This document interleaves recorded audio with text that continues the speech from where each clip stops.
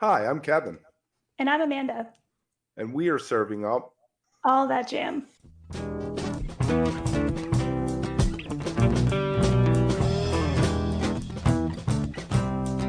All That Jam, Quick Hit. Jerry Joseph on WSP and King Baby.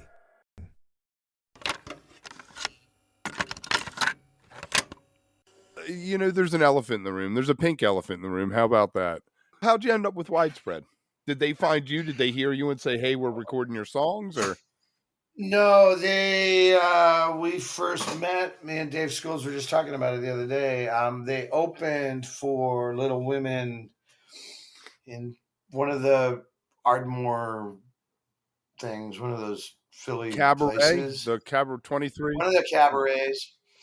We were talking about how it was before they had Sunny, and we became friends. And then I brought them to the West for the first time, which I've done a couple times. Same thing with the Drive-By Truckers, and so we've known each other a long time.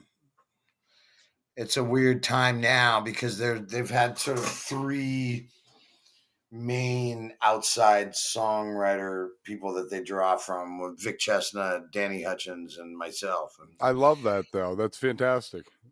so sadly, I'm the only guy standing. Right. But I have a couple of songs on their new record. I finally got John Bell. We wrote this really political tune called King Baby. Yeah, he right before debuted. COVID. Now they debuted that the other night. Yeah. And I was getting all this attention, and my wife is like, she's a huge Panic person, but she's like looking at the, she goes, "You gotta read this." I'm like, "What are you reading?" She's like, "The Panic listserv." I'm like, "Why would I read that?" She's like, "Because you got to read what these people are talking about this song." And at the time, no one knew that I had anything to do with it, which was funny to watch them all guessing. I love it. Well, this is definitely JoJo, and I don't know if I'd ever really actually looked at something like that, but yeah, it's a cool song. That's what people are saying. I have not heard it yet. For those guys. So how did that happen? You went and hung out at his house? Is that the story? Yeah, I think John and I got together to write songs, and I was playing his charity thing in Florida, and I just played Mexico with those guys, and back in the early '90s, Capricorn Records was getting back together. They were going to sign four things. Colonel Bruce, Widespread Panic, Bloodkin, and me. And for about a year and a half, I mean, Phil Walden was like calling my mom. "Miss Joseph, Phil Walden just got Jerry's a White Otis Redding. I know, I managed Otis Redding." Like she's like, "Who's Otis Redding? And who's Phil Walden?" And at the last second, they don't sign me and Danny. I get it.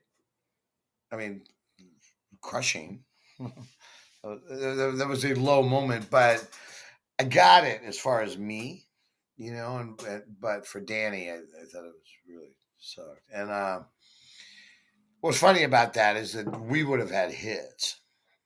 If you look at the records that we did right then, both Danny and myself, like those would have been pretty, with that kind of machinery, would have been hit songs where neither Bruce or Panic had any radio, anything for years, How did we get to that? Oh, and when that happened, John Bell started a label to put me and Danny out, and people forget that stuff,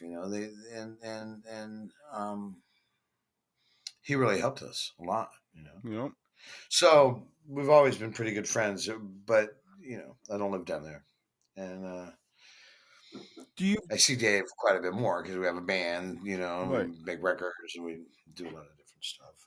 Do you feel like your contributions influence the sound or direction of Widespread? I don't think that's for me to say. Fair. I would tell you, Mikey would tell you that my guitar playing had a really huge influence on his guitar playing. Right. Todd would say that all the time. But the rest of it, yeah.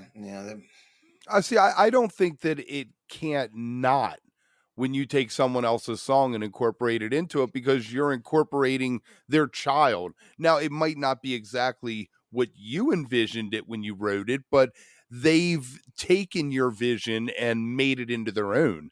So you had to have influenced what they were doing, I think, just by definition. Well, what I do that's different than what they do most of the time is I'm a pretty big lighter in the air chorus guy. Like my Desert Island record is Octung Baby. Nice.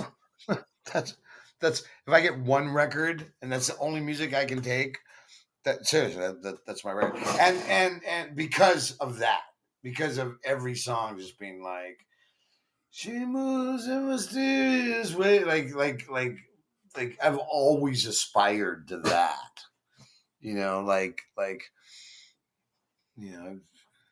I love that. I love going to a U2 show and watching. I saw Zoo TV at RFK Stadium, sat in like the 900 section, all the way in the back, and it was still a huge rock and roll show, even from the cheap seats way in the back. Sure. And he still's got a way, which I've never seen Springsteen, but apparently it's the same. Right. He can make you feel back there in fucking 22,639 seat F that he's singing right at you. And it's a trick. Yeah. If you are enjoying All That Jam, please like and subscribe to our social media channels at All That Jam Pod on Twitter, Instagram, and Facebook, or visit our website, allthatjampod.com. Make sure to sign up for our email list and tune in every week for new episodes. Also, look for full interviews on our YouTube channel. And remember, stay beautiful, but don't stay underground too long.